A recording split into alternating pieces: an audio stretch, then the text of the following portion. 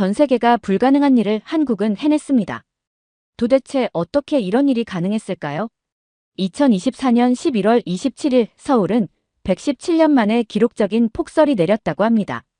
미국 뉴욕 연방재난관리청 재난복구 전문가는 그 뉴스를 보고 서울 같은 복잡한 도시는 몇 주 동안 꼼짝없이 마비될 것이라고 예상을 했는데요. 불과 이틀 후 그의 예상이 산산조각 나자 바로 서울로 달려왔다고 합니다. 대체 무슨 사연인지 오늘 사연 바로 시작하겠습니다. 안녕하세요. 저는 이튼 맥스웰이라고 합니다. 미국 FEMA 연방재난관리청에서 재난 대응과 복구 전략을 담당하는 전문가예요. 평소에도 자연재해와 관련된 글로벌 사례를 연구하고 있었지만 이번 한국 서울에서 벌어진 일은 저를 책상에서 일어나게 만들었죠. 서울에 기록적인 폭설이 내렸다는 소식이 들려왔습니다. 2024년 11월 27일 서울이 117년 만에 가장 큰 폭설을 경험했다는 뉴스가 나왔을 때 저는 이제 한국도 미국 뉴욕처럼 며칠, 아니 몇 주 동안 도시가 마비되겠군이라고 생각했어요. 40cm가 넘는 눈이 쏟아졌다는 보도를 보면서 머릿속에 그려지는 건 혼란스러운 도로, 마비된 대중교통, 짜증 섞인 시민들의 모습뿐이었죠. 미국에서도 뉴욕이나 시카고 같은 대도시는 폭설이 내리면 도로 곳곳이 폐쇄되고 대중교통은 운영을 중단해요. 심지어 시민들이 길 위에 갇히는 상황도 흔하거든요. 그런데 이게 웬걸? 겨우 이틀 뒤 나온 추가 뉴스에서 저는 제 눈을 의심했습니다. 서울의 도로가 깨끗하게 정리되고 대중교통이 정상적으로 운행되고 있다는 소식이 전해졌어요. 화면 속 서울은 마치 아무 일이 없었던 듯이 평소와 똑같은 모습을 하고 있더군요. 거기다 놀라운 점은 공원에서 사람들이 눈사람을 만들고 산책을 즐기고 있었다는 겁니다. 저는 TV 화면을 보면서 혼잣말을 했습니다. 이건 말도 안 되잖아. 어떻게 이런 일이 가능하지? 직감적으로 알 수 있었습니다. 한국의 폭설 대응 시스템은 단순히 눈을 치우는 걸 넘어선 저희와는 다른 차원의 무언가를 가지고 있을 거라고요. 그래서 서둘러 한국에 연락을 취했습니다. 서울시 재난관리청에서 초청장을 보내줬고 저는 단 24시간 만에 한국행 비행기에 몸을 실었어요. 한국행 비행기 안에서 저는 폭설 이후에도 혼란을 겪고 있을 서울의 상황을 상상하며 준비를 했습니다. 아무리 빠르게 복구했다고 해도 몇몇 지역은 여전히 눈더미 속일 거야. 시민들도 불편을 호소하고 있겠지.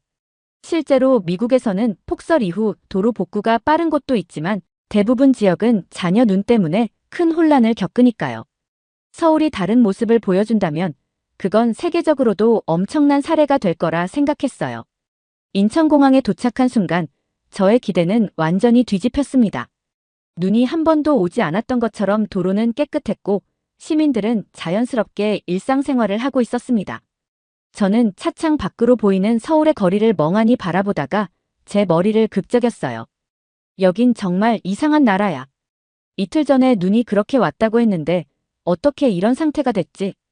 공항에서 시내로 이동하는 동안에도 상황은 비슷했어요. 보행로와 도로는 모두 정리되어 있었고 심지어 시민들의 얼굴에는 짜증이나 불편함이 전혀 보이지 않았습니다. 여기 정말 폭설이 내렸던 게 맞아요?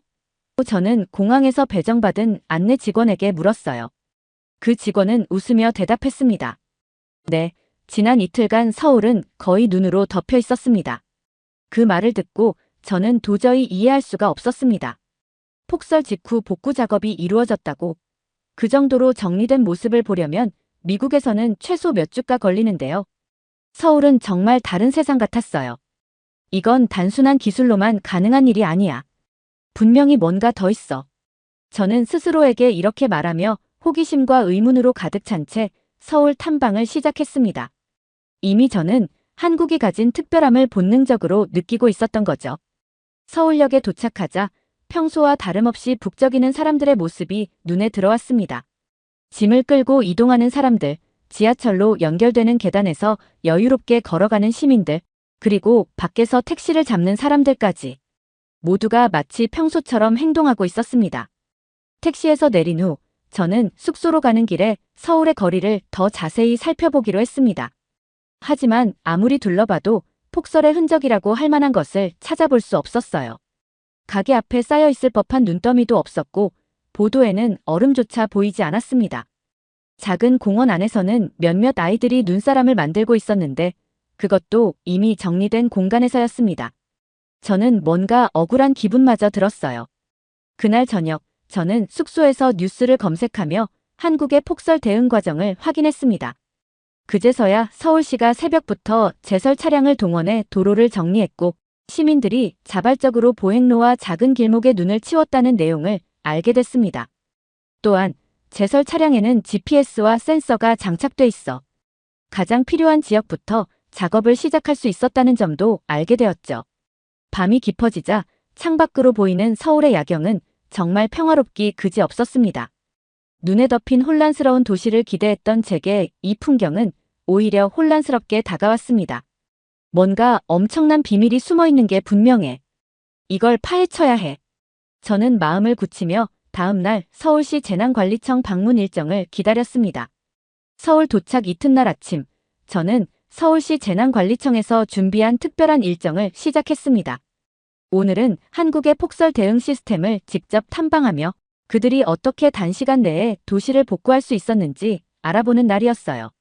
전날까지는 단순히 도로가 깨끗하다는 사실만으로도 놀랐지만 이제는 이 모든 과정의 비밀을 제대로 파헤쳐야겠다는 각오를 하고 있었습니다. 재난관리청에 도착하자 담당자가 저를 환영하며 본격적인 브리핑을 시작했습니다. 첫 번째 슬라이드에 적힌 제목은 서울형 제설 시스템 기술과 협력의 조화였습니다. 저는 브리핑이 시작되자마자 필기를 시작했어요. 이미 첫 문장에서부터 흥미로운 점들이 나왔거든요. 서울은 2000년대 중반부터 스마트 제설 시스템을 도입했습니다. IoT와 GPS를 활용해 도로 상태를 실시간으로 모니터링하고 제설 차량을 최적의 경로로 배치하는 방식입니다. 담당자가 설명하며 보여준 화면에는 서울 전역의 도로 상태가 실시간으로 표시되고 있었습니다. 붉은색은 눈이 쌓인 곳, 파란색은 이미 제설 작업이 완료된 구역을 나타냈어요. 담당자는 이 화면을 가리키며 덧붙였습니다. 눈이 내리기 시작하면 이 시스템을 통해 가장 우선적으로 작업해야 할 구역을 정합니다. 차량은 사전에 대기하고 있다가 신호를 받으면 곧바로 작업에 들어갑니다. 이런 기술을 미국에서도 본 적은 있습니다. 하지만 이렇게 도시 전체를 정밀하게 관리하는 시스템은 처음 보는군요. 저는 솔직히 감탄하지 않을 수 없었습니다. 단순히 기술을 도입하는 것을 넘어 그 기술이 얼마나 효과적으로 활용되고 있는지가 느껴졌어요. 다음으로 소개된 건 제설 차량이었습니다. 서울 시내를 누빈다는 제설 차량에는 단순히 눈을 밀어내는 기능만 있는 게 아니었습니다. 담당자는 차량의 특수한 기능을 설명했습니다. 이 차량에는 염화칼슘과 친환경 제설제를 자동으로 살포하는 장치가 장착돼 있습니다. 그리고 차량 앞에 달린 센서를 통해 도로 상태를 실시간으로 확인하며 작업 강도를 조절합니다. 덕분에 염화칼슘을 과도하게 사용하지 않아도 되죠. 그 말을 듣고 저는 흥미로운 질문을 던졌습니다. 염화칼슘 대신 친환경 제설제를 사용한다고 했는데 비용 문제가 크지 않았나요? 그리고 효과는 충분했나요? 담당자는 고개를 끄덕이며 대답했습니다. 물론 초기 비용은 높았습니다. 하지만 장기적으로 도로와 환경에 미치는 영향을 고려했을 때 훨씬 효율적인 선택이었죠. 이제는 대부분의 구역에서 친환경 제설제를 사용하고 있습니다. 이어진 프레젠테이션에서는 또 하나의 놀라운 사실이 나왔습니다. 서울은 단순히 제설 차량과 제설제를 사용하는 것에 그치지 않고 AI 기반 기상 예측 시스템까지 활용해 폭설을 대비한다고 했습니다. 눈이 내리기 전부터 이 시스템이 기상 데이터를 분석해 제설 작업이 필요한 시점을 미리 예측합니다. 덕분에 작업 효율이 크게 높아졌습니다.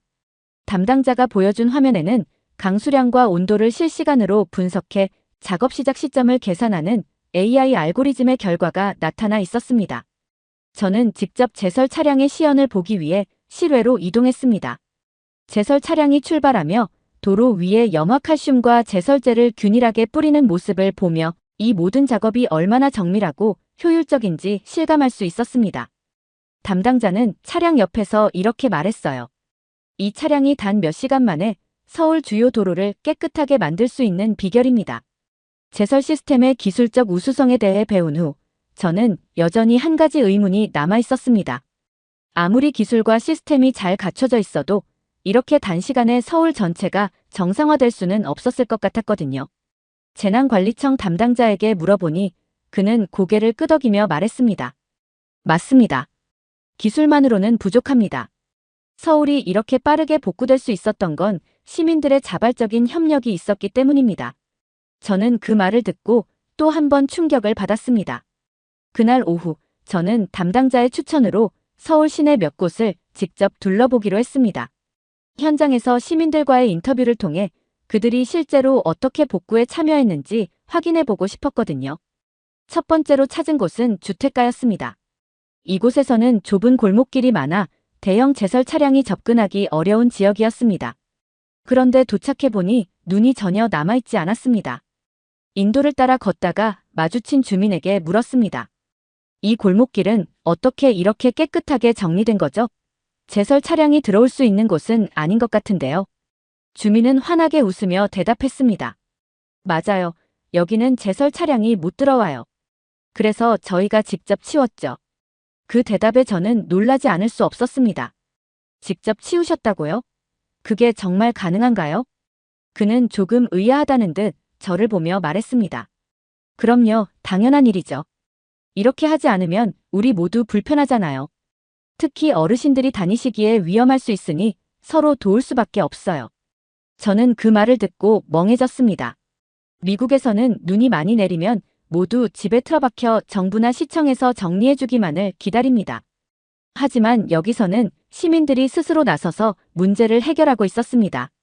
이건 단순히 시민의식이라고 표현하기엔 너무 강력한 힘처럼 느껴졌습니다. 다음으로 향한 곳은 작은 공원 근처의 상가 지역이었습니다.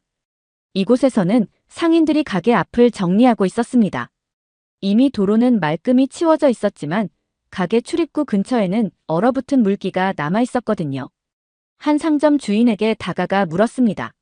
눈은 이미 다 치워진 것 같은데 왜 아직도 작업을 하고 계신 거예요? 그는 삽질을 멈추고 저를 보며 대답했습니다. 길이 얼면 손님들이 미끄러질 수 있잖아요. 저희 가게만 생각하면 안 되죠. 그 말을 들으며 저는 또 한 번 가슴 깊이 와닿는 무언가를 느꼈습니다. 한국 사람들에게는 우리라는 개념이 매우 강하게 자리 잡고 있다는 걸 깨달았거든요. 단순히 자신만의 안전과 편의를 위한 행동이 아니라 공동체 전체를 위한 책임감에서 나온 행동이라는 게 명확했습니다. 그날 마지막으로 방문한 곳은 서울의 한 교회 앞마당이었습니다. 눈이 이미 다 치워진 상태였지만 젊은이 몇 명이 여전히 삽과 브러쉬를 들고 바닥을 쓸고 있었습니다. 저는 호기심에 다가가 그들에게 물었습니다. 이미 눈이 거의 다 녹은 것 같은데 왜 계속 청소를 하고 있나요? 그중 한 명이 웃으며 대답했습니다. 눈이 남아서 얼면 위험할 수 있으니까요. 사람들이 미끄러지지 않게 해야죠. 오늘 아침에 할머니 한 분이 여기서 넘어질 뻔하셨거든요. 그 이야기를 들으며 저는 미국에서의 사고방식을 떠올렸습니다. 우리는 보통 이건 내 일이 아니야 라고 생각하며 개인의 영역에만 초점을 맞춥니다. 하지만 이곳에서 만난 사람들은 자신이 책임지지 않아도 되는 일조차 스스로 나서서 해결하고 있었습니다. 저는 이 모습을 보며 깊은 감명을 받았습니다. 이건 단순히 재난 상황에 대한 대응 방식이 아니라 한국 사회 전체에 깃든 깊은 문화적 가치였습니다. 폭설이 내린 후에도 서울이 이렇게 빠르게 회복될 수 있었던 이유는 바로 이 시민들의 마음속 깊이 자리 잡은 협력 정신 덕분이라는 것을 그날 분명히 알게 되었습니다. 서울에서의 세 번째 날, 저는 대중교통을 직접 체험해보기로 했습니다. 폭설 이후에도 도로와 대중교통이 모두 정상적으로 운영되고 있다는 이야기를 듣고는 확인하지 않을 수 없었거든요. 사실 미국에서는 눈이 많이 내리면 대중교통이 멈추는 건 거의 당연한 일이에요. 뉴욕 지하철조차 폭설이 내리면 일정 구간이 폐쇄되거나 지연이 발생하죠. 그런데 서울에서는 폭설이 내린 이틀 후에도 지하철과 버스가 평소처럼 운행되고 있다는 말을 들었을 때 솔직히 믿기 어려웠습니다.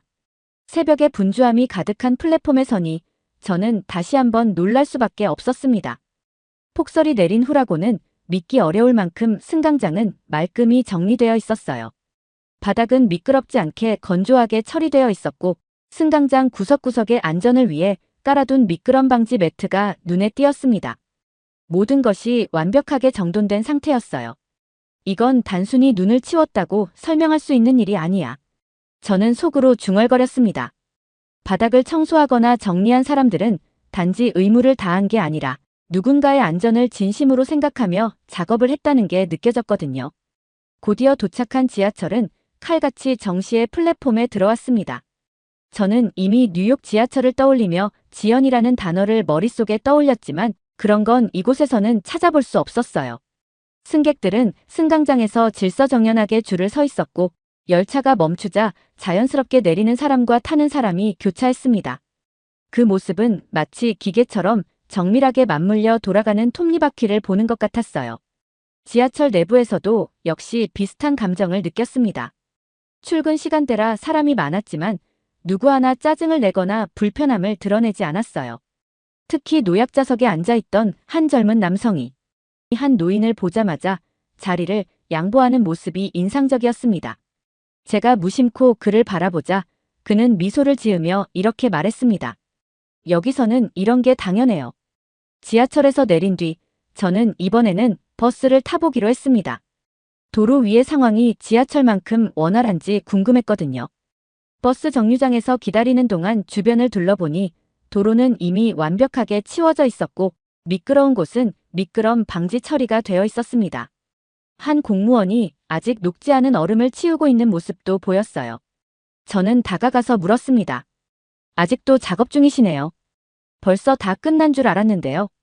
그는 삽을 멈추고 저를 보며 대답했습니다. 눈이 다 치워졌더라도 얼음은 남아있으면 위험하거든요. 특히 버스가 미끄러지면 큰 사고가 날 수 있거든요. 이 말을 듣고 저는 다시 한번 감탄하지 않을 수 없었습니다. 한국에서는 단순히 도로를 정리하는 게 목표가 아니라 도로를 완벽하게 안전하게 만드는 것이 목표였습니다. 이는 미국에서의 사고방식과는 확연히 다른 점이었어요. 우리는 종종 최소한의 안전만 확보하면 만족하지만 여기서는 완전한 안전을 위해 끝까지 노력하고 있었거든요. 버스를 타고 이동하면서도 놀라움은 계속되었습니다. 기사님은 도로 위에서 매우 부드럽고 안정적으로 운전하셨고 승객들 역시 차분히 자리에 앉거나 손잡이를 잡고 있었습니다. 눈길에서 흔히 발생할 법한 브레이크 소음이나 미끄러짐은 전혀 느껴지지 않았어요. 버스가 정류장에 설 때마다 승객들이 자연스럽게 타고 내리며 흐름이 전혀 끊기지 않았습니다. 특히 한 어르신이 천천히 타고 계셨는데 다른 승객들이 기다려주고 배려하는 모습이 인상 깊었어요. 저는 기사님께 물었습니다. 서울은 폭설에도 이렇게 버스가 잘 운행되네요. 도로 상태가 좋아서 그런가요? 기사님은 백미러로 저를 보며 말했습니다. 도로도 도로지만 시민들이 협조해주기 때문이죠. 정류장 주변도 주민들이 치워주셨으니 버스가 다니기 더 편하잖아요. 이 모든 광경을 지켜보며 저는 마음 깊은 곳에서 깨달았습니다. 서울의 대중교통이 단순히 잘 운영되는 이유는 기술이나 시스템 때문만이 아니었습니다. 여기에는 모든 사람의 노력이 깃들어 있었어요. 공무원들이 도로를 치우고 시민들이 정류장을 정리하며 승객들이 질서를 유지하는 모습은 이 도시를 단단히 지탱하는 보이지 않는 힘이었습니다. 저는 그날 서울의 대중교통 시스템이 단순한 인프라 이상의 의미를 가지고 있다는 것을 알게 되었습니다. 이것은 기술과 시민의식, 그리고 배려가 어우러져 만들어낸 조화였습니다. 폭설이라는 재난이 이 도시를 마비시키기는커녕 오히려 더 단단히 하나로 묶어주는 연결고리가 된 것 같았습니다. 서울에서의 마지막 일정으로 저는 한 자원봉사 커뮤니티 모임에 초대받았습니다. 서울에서는 폭설이 내릴 때마다 시민들이 자발적으로 조직을 만들어 제설 작업을 돕는다는 이야기를 듣고 직접 그 현장을 확인해보고 싶었거든요. 제가 도착하자 커뮤니티 대표가 저를 반갑게 맞이하며 말했습니다. 미국에서 오셨다고 들었습니다. 여기는 다들 평범한 시민들이에요. 우리가 이런 모임을 만들어서 활동하는 게 그리 특별한 일은 아니랍니다. 저는 고개를 끄덕이며 자원봉사자들에게 한 명씩 다가가 질문을 던졌습니다. 이렇게 시간을 내서 나와서 작업하는 게 번거롭지는 않으세요? 한 젊은 남성이 삽을 내려놓고 웃으며 대답했습니다. 번거롭다뇨? 우리가 직접 나서는 게 더 편하죠.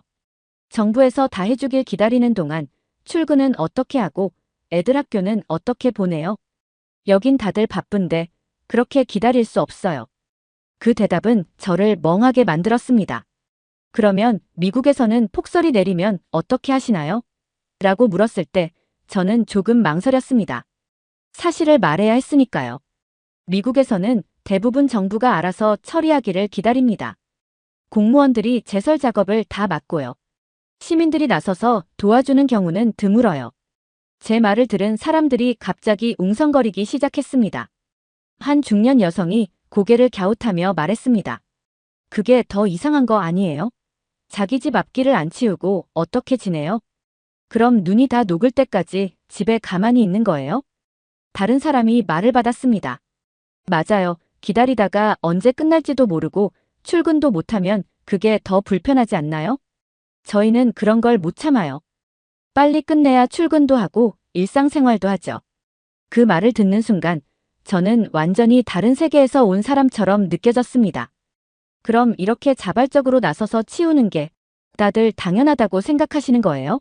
라고 물었더니 모두 고개를 끄덕였습니다. 한 남성이 말했습니다. 그럼요. 내 집 앞길은 내가 치우는 거죠. 그게 기본 아니에요? 여기서 누구도 이걸 공무원 책임이라고 생각하지 않아요. 대신 우리가 돕는 게 더 빨리 끝나고 우리도 편해지니까요. 그들은 기다리는 것이 불편해서가 아니라 기다릴 이유 자체를 찾지 않았습니다. 문제가 있으면 해결해야 한다는 사고방식이 그들 사이에 깊이 뿌리내려 있었던 겁니다. 제가 덧붙였습니다. 미국에서는 눈이 많이 오면 보통 정부나 공무원들이 먼저 움직이고 시민들은 안전해질 때까지 기다리죠. 집에서 눈이 녹기를 기다리는 경우도 많고요. 이 말을 듣고 또 다른 여성이 손을 멈추고 저를 보며 물었습니다. 그럼 폭설이 내리면 다들 출근을 안 해요? 일은 어떻게 하고요? 네. 눈이 너무 많이 오면 도로가 막혀서 출근을 못하는 경우도 많습니다. 학교도 문을 닫고요. 제 대답에 그녀는 눈을 크게 뜨며 대꾸했습니다. 와, 그게 진짜 신기하네요. 눈 치우면서도 살 수 있는 건데 왜 기다리기만 할까요? 그들의 반응은 저를 민망하게 만들었지만 한편으로는 그들의 사고방식이 얼마나 실용적인지 새삼 깨닫게 했습니다. 저희는 일상생활을 멈추지 않아요. 한 남성이 말을 이었습니다. 길을 깨끗하게 만드는데 몇 시간이 걸릴 수는 있지만 그 몇 시간 덕분에 하루를 살 수 있잖아요. 가만히 기다리는 게 더 불편하죠.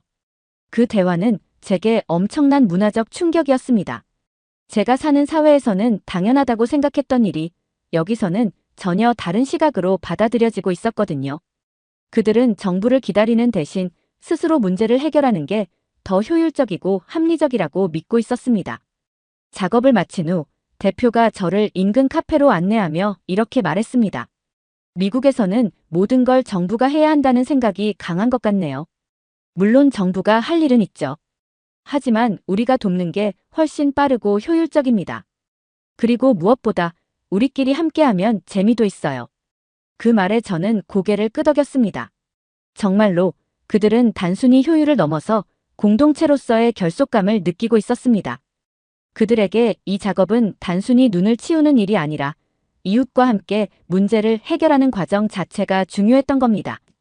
서울은 단순히 기술로 도시를 운영하는 곳이 아니었습니다. 이곳은 사람들이 서로를 믿고 함께 행동하며 그 과정에서 자신들만의 특별한 문화를 만들어가는 곳이었습니다. 그날 밤 저는 메모장에 이렇게 적었습니다. 한국의 진짜 힘은 협력이다.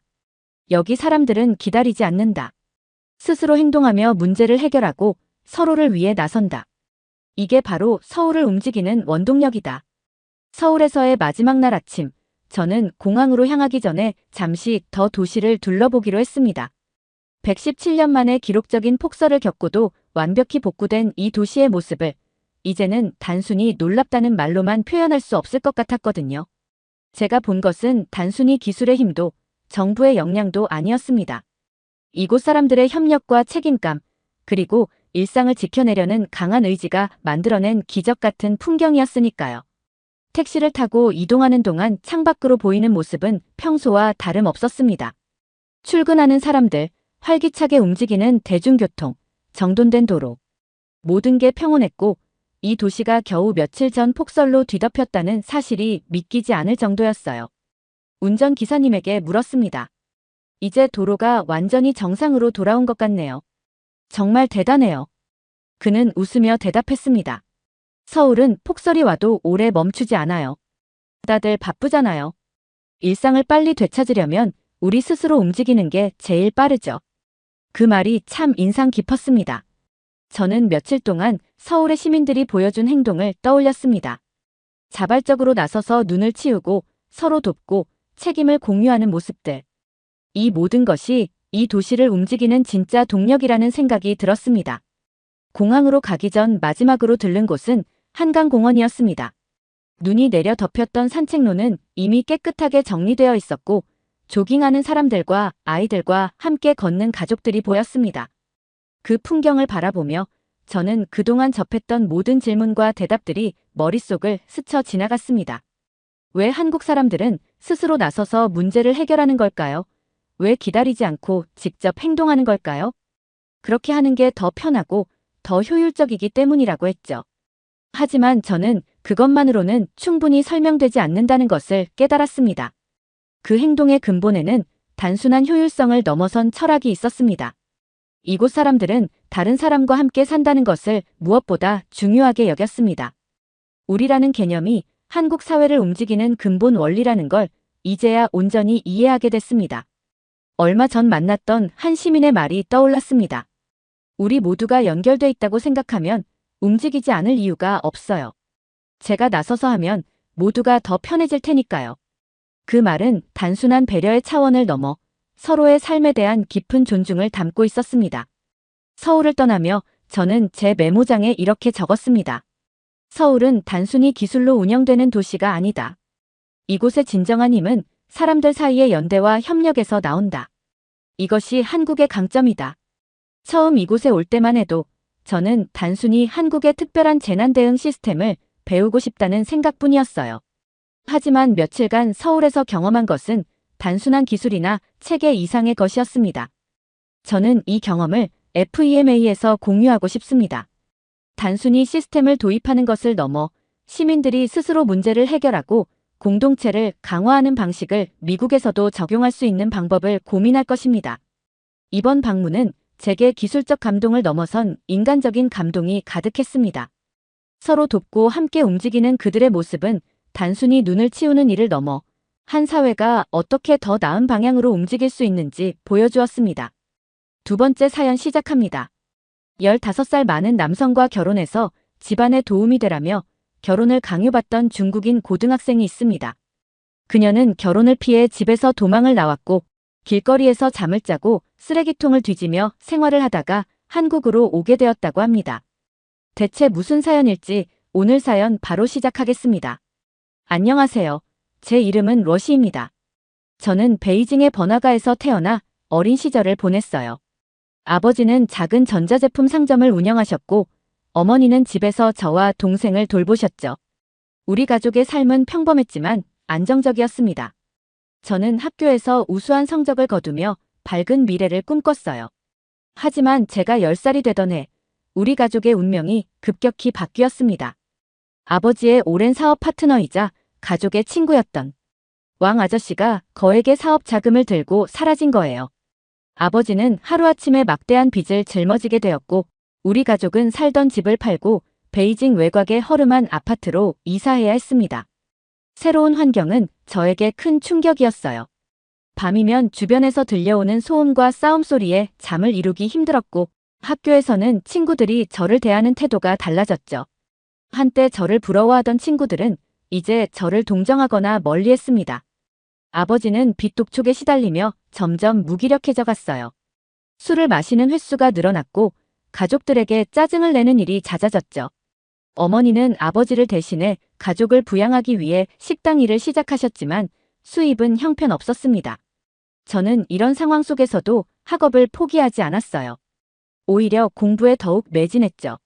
좋은 대학에 가서 가족을 구해내겠다는 꿈을 키웠습니다. 하지만 현실은 냉혹했어요. 학비를 내지 못해 방과 후 수업을 듣지 못하게 되었고 참고서를 살 돈도 없었죠. 어느 날 저는 우연히 학교 도서관에서 한 책을 발견했습니다.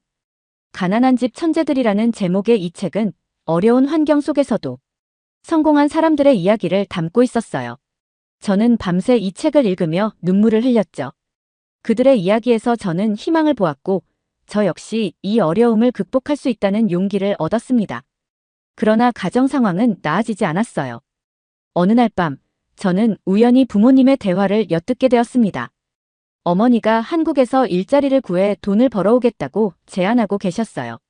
아버지는 격렬하게 반대하셨지만 어머니의 결심은 확고해 보였습니다. 저는 혼란스러웠어요. 학교에서 배운 바로는 한국은 중국보다 못 사는 나라였거든요. 어머니가 그곳에 가서 무엇을 하실 수 있을지, 그리고 정말로 돌아오실지 의문이 들었죠. 저는 이불 속에서 눈물을 흘리며 잠들었습니다. 다음 날, 저는 용기를 내어 어머니에게 물었어요. 엄마, 정말 한국에 가실 건가요? 어머니는 깊은 한숨을 내쉬며 대답하셨죠. 시아야, 우리 가족이 이대로는 안 돼. 엄마가 가서 돈을 벌어올게. 넌 공부만 열심히 하렴.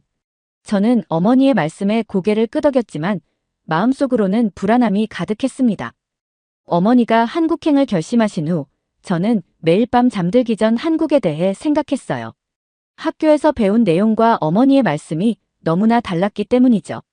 어느 날 용기를 내어 담임 선생님께 여쭤보았습니다. 선생님, 한국은 어떤 나라인가요? 선생님은 눈살을 찌푸리며 대답하셨어요. 러시, 한국은 우리 중국에 비하면 아주 작고 가난한 나라야. 게다가 미국의 꼭두각시 노릇을 하고 있지. 이 대답은 저에게 더 큰 혼란을 가져왔습니다. 선생님의 말씀대로라면 어머니가 위험한 곳으로 가시는 것 같았어요. 교실에서도 친구들은 한국에 대해 이야기할 때마다 비웃었죠. 야, 너희 들었어? 한국 사람들 우리나라 문화를 다 훔쳐갔대. 자기 문화는 하나도 없대. 이런 이야기들을 들을 때마다 저는 가슴이 아팠어요. 어머니가 그런 곳에 가신다고 생각하니 걱정이 되었죠. 도서관에 가서 한국에 대한 책을 찾아보았지만 대부분의 책들은 한국 전쟁이나 가난한 농촌의 모습만을 다루고 있었어요. 최근의 정보를 담은 책은 찾기 어려웠죠. 학교 수업 시간에 세계사를 배울 때도 선생님은 한국을 언급할 때마다 우리나라의 위대함을 강조하셨습니다. 한국은 역사적으로 줄곧 중국의 속국이었어. 그들의 문화와 문명 모두 우리 것에서 비롯된 거야. 지금도 경제적으로나 문화적으로나 우리에게 크게 뒤처져 있지. 이런 말들을 들을 때마다 저는 어머니의 선택을 이해할 수 없었어요. 왜 그렇게 가난하고 후진적인 나라에 가시려는 걸까요? 불안감이 커져갔죠. 어느 날 한 친구가 몰래 한국 드라마를 보는 것을 발견했어요. 호기심에 잠깐 보았는데 드라마 속 한국의 모습은 제가 들어온 것과는 달랐죠. 하지만 친구는 재빨리 영상을 끄며 말했어요. 이거 보지 마, 다 거짓말이야. 우리나라를 헛되이 동경하게 만드는 선전물일 뿐이래. 어머니가 한국으로 떠나시기 전날 밤, 저는 어머니와 이야기를 나눴습니다. 엄마, 정말 한국에 가셔야 해요? 위험하고 가난한 나라라고 하던데. 어머니는 잠시 망설이시다가 대답하셨어요. 시아야, 때로는 직접 보고 경험해봐야 진실을 알 수 있단다. 엄마가 가서 확인해볼게. 꼭 좋은 소식 가지고 돌아올게. 어머니가 떠나신 후 저의 생활은 더욱 힘들어졌어요. 아버지는 점점 더 술에 의지하셨고 저는 학교와 집안일을 병행하며 지쳐갔죠. 학교에서는 여전히 한국을 부정적으로 이야기했고 친구들은 제 어머니가 한국에 간 것을 알고는 절 동정하거나 비웃었습니다. 러시 어머니는 왜 하필 한국에 가셨대? 중국이 세계에서 가장 좋은 나라인데.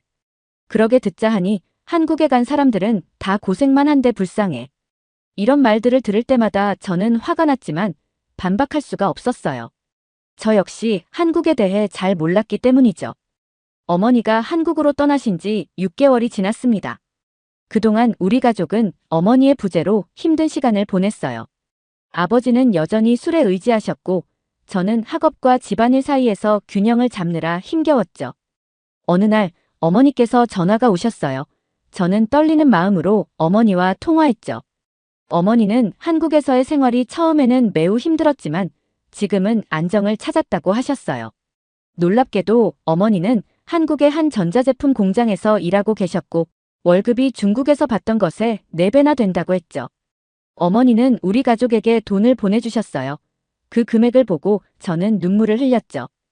이제 제가 원하던 참고서를 살 수 있고 학원도 다닐 수 있을 것 같았어요. 하지만 동시에 혼란스러웠습니다. 학교에서 배운 가난하고 후진적인 한국의 이미지와 어머니의 경험담이 너무나 달랐기 때문이에요. 아버지는 어머니가 보내온 돈을 보고 복잡한 표정을 지으셨어요. 한편으로는 기뻐하시면서도 다른 한편으로는 자존심이 상한 듯 했죠. 학교에서는 여전히 한국을 비하하는 이야기들이 오갔어요. 하지만 이제 저는 그런 말들을 곧이곧대로 믿지 않았죠. 대신 도서관에서 몰래 한국에 관한 최신 정보를 찾아보기 시작했어요.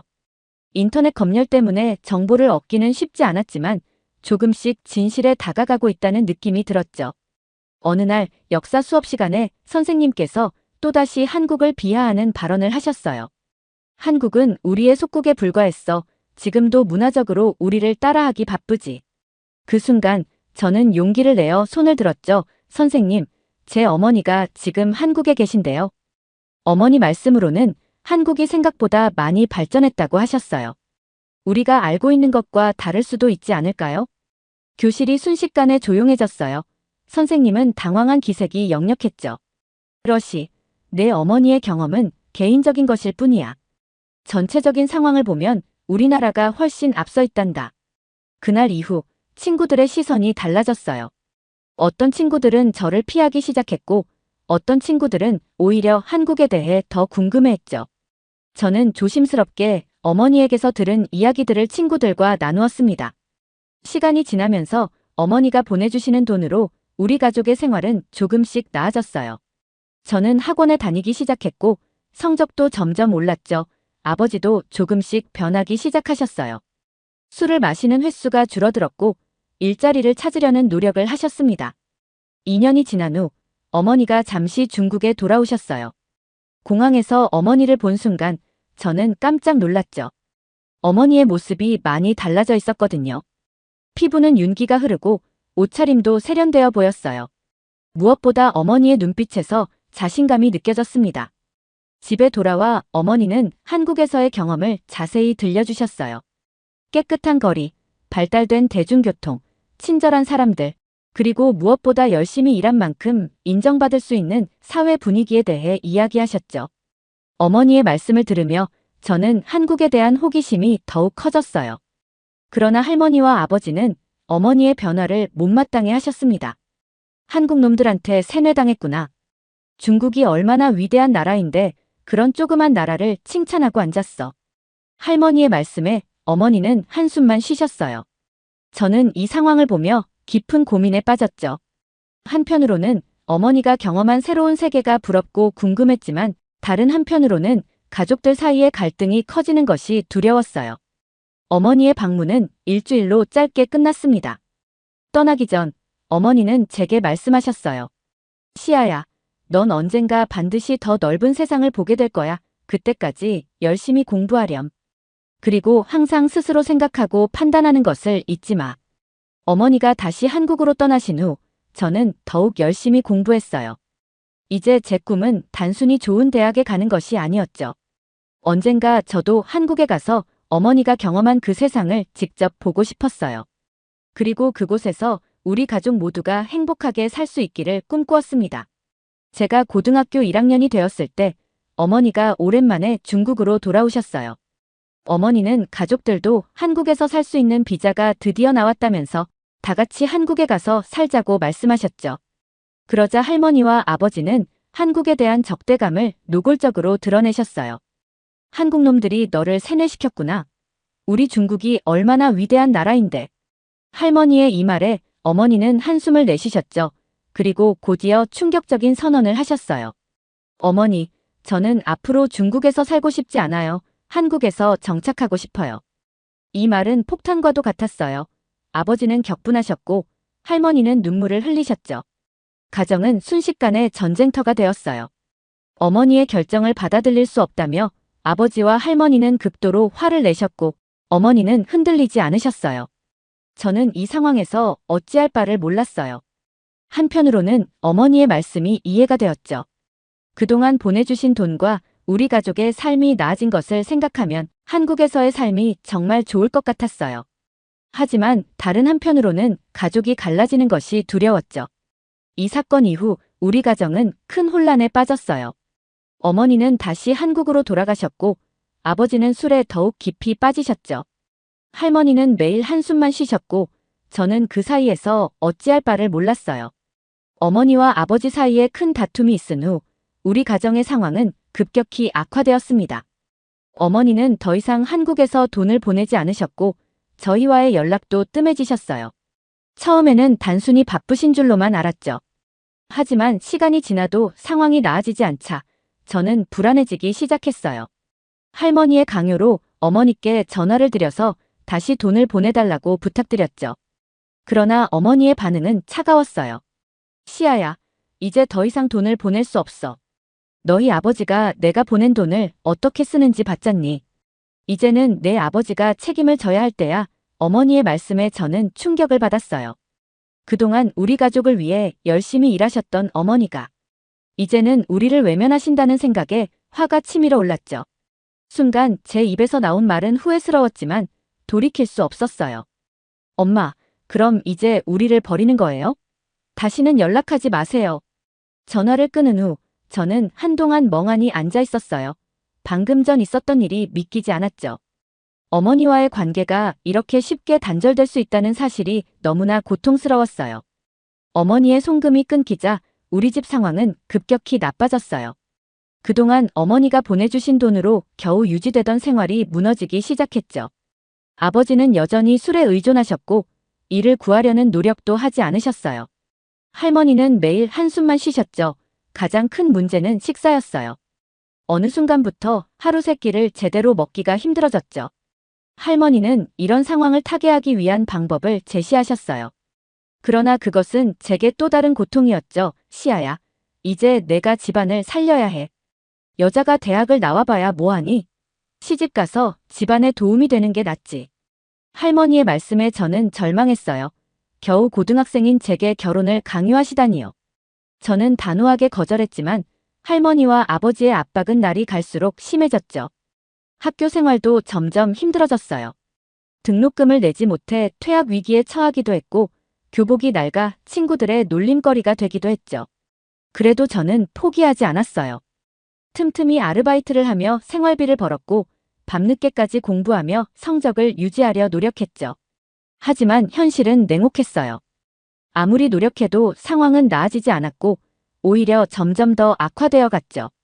결혼 강요는 계속되었고 가정의 분위기는 날로 험악해졌어요. 어느 날 밤 저는 문득 어머니 생각이 났어요. 지난번 통화에서 했던 말들이 후회되었죠. 어머니께 다시 연락드리고 싶었지만 자존심과 두려움 때문에 차마 전화를 걸 수 없었어요. 날이 갈수록 할머니의 압박은 심해졌어요. 시아야, 내가 결혼하면 우리 집 형편이 나아질 거야. 이 어려운 시기를 모두 함께 극복할 수 있단다. 할머니의 말씀은 겉으로는 자상해 보였지만 저에게는 무거운 굴레처럼 느껴졌죠. 어느 날 할머니는 제게 한 남자를 소개시켜 주셨어요. 그는 저보다 15살이나 많은 남성이었죠. 그의 눈빛에서 저는 불편함을 느꼈고 대화를 나누면서 우리의 가치관이 전혀 맞지 않다는 것을 깨달았어요. 그는 여자는 집에서 아이나 키우며 살림하는 것이 최고의 삶이라고 말했죠. 그날 밤 저는 큰 결심을 하게 되었어요. 더 이상 이 집에 있어서는 안 된다는 것을 깨달았죠. 떨리는 손으로 제가 그동안 몰래 모아둔 용돈과 아르바이트비를 꺼냈어요. 많지 않은 돈이었지만 이것이 제 새로운 삶의 시작이 될 거라고 믿었죠. 새벽녘 모두가 잠든 사이 조용히 짐을 쌌어요. 마지막으로 방을 둘러보며 눈물이 흘렀죠. 할머니와 아버지를 이렇게 떠나는 것이 옳은 일인지 고민되었지만 저는 제 인생을 살아야 한다고 다짐했어요. 집을 나서는 순간 차가운 새벽 공기가 저를 맞이했어요. 어디로 가야 할지, 앞으로 어떻게 살아야 할지 막막했죠. 그래도 한 가지 확실한 것은 있었어요. 더 이상 누군가의 결정에 제 인생을 맡기지 않겠다는 것이죠. 처음 며칠은 친구 집에 머물렀어요. 하지만 오래 신세를 질 수는 없었고 곧 거리로 나와야 했죠. 일자리를 찾아 이곳저곳을 돌아다녔지만 고등학교도 졸업하지 않은 저를 받아주는 곳은 없었어요. 간간히 일용직 노동을 하며 근근히 살아갔지만 그마저도 쉽지 않았죠. 밤이면 공원 벤치에서 잠을 청했고 배고플 때면 길거리 포장마차에서 남은 음식을 구걸했어요. 한 번은 쓰레기통을 뒤지다 지나가는 사람들의 눈총을 받았을 때 제 자신이 너무나 초라하게 느껴져 한참을 울었죠. 이런 처지에 놓이자 자연스럽게 어머니 생각이 났어요. 어머니라면 분명 저를 도와주실 거라는 생각이 들었죠. 하지만 제가 했던 말들이 떠올랐어요. 다시는 연락하지 마세요. 그 말을 어떻게 취소할 수 있을까요? 어머니는 저를 용서해 주실까요? 몇 번이나 어머니의 전화번호를 눌렀다가 취소했어요. 용기가 나지 않았죠. 제 자존심과 두려움이 발목을 잡았어요. 결국 전화를 걸지 못한 채 또다시 춥고 배고픈 밤을 보내야 했습니다. 날이 갈수록 상황은 악화되었어요. 몸은 점점 쇠약해져 갔고 정신적으로도 피폐해져 갔죠. 한때는 밝고 희망찼던 제 모습은 온데간데 없고 이제는 그저 하루하루 생존하기에 급급한 처지가 되었어요. 어느 날 밤 비가 쏟아지는 골목길에 웅크리고 앉아있던 저는 문득 깨달았습니다. 이대로 가다가는 정말 끝이 올지도 모른다는 것을요. 그 순간 저는 결심했어요. 더 이상 자존심에 얽매이지 말자고 어머니께 연락을 드려야겠다고요. 떨리는 손으로 공중전화 버튼을 눌렀어요. 신호음이 가슴을 쿵쾅거리게 했죠. 과연 어머니는 전화를 받아주실까요? 받으신다면 저를 용서해 주실까요? 이 모든 것이 불확실했지만 이제 저에겐 선택의 여지가 없었어요. 전화벨이 울리는 동안 저는 마음속으로 기도했습니다. 어머니, 제발 전화 좀 받아주세요. 저를 구해주세요. 공중전화 너머로 들리는 어머니의 목소리는 처음에는 차가웠어요. 하지만 제가 흐느끼며 상황을 설명하자 어머니의 어조가 급격히 바뀌었죠. 시아야, 괜찮아. 엄마가 도와줄게. 지금 어디니? 어머니의 따뜻한 말씀에 저는 더욱 울음을 터뜨렸어요. 그동안 쌓아두었던 모든 감정이 한꺼번에 쏟아져 나왔죠. 어머니는 저를 진정시키시며 말씀하셨어요. 시아야, 엄마가 돈을 보내줄 테니 한국으로 오렴. 여기서 새 출발을 하자. 처음에는 어머니의 제안이 믿기지 않았어요. 한국이라니, 그동안 저에게 한국은 그저 먼 나라일 뿐이었죠. 하지만 지금의 제 처지에서 이보다 더 좋은 제안은 없었어요.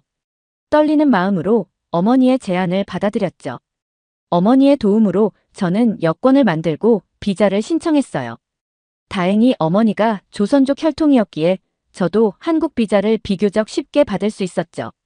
모든 준비 과정에서 어머니는 저를 세심하게 도와주셨어요. 이 과정에서 저는 다시 한번 어머니의 사랑을 느낄 수 있었고 그동안의 오해와 미움이 씻겨 내려가는 것 같았죠.